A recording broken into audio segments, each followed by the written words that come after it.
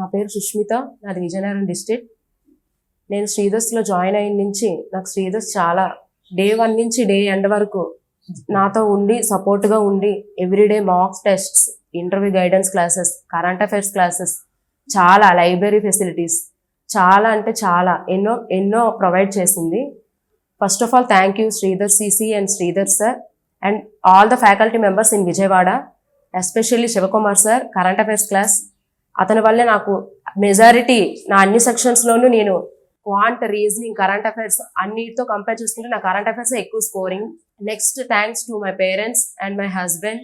ఎప్పుడు every time నేను ఎప్పుడు ఫెయిల్ అయినా సరే నీ వెనక మేము ఉన్నాం, నువ్వు చదవాలి, నువ్వు చదువుతావు, definitely you are capability to crack a job అనేసి నాకు అని ఎవ్రీ టైం చెప్పేవారు. కానీ నేను ఎప్పుడు ఇంకా ఆ నెగిటివ్లో ఉండిపోయినా సరే వాళ్ళు ఎవ్రీడే లేదు నువ్వు చదువుతావు, నువ్వు చేస్తావు, నువ్వు కొట్టగలవు జాబ్, నువ్వు కొడతావు ఎవ్రీ టైం అలానే అనేవారు.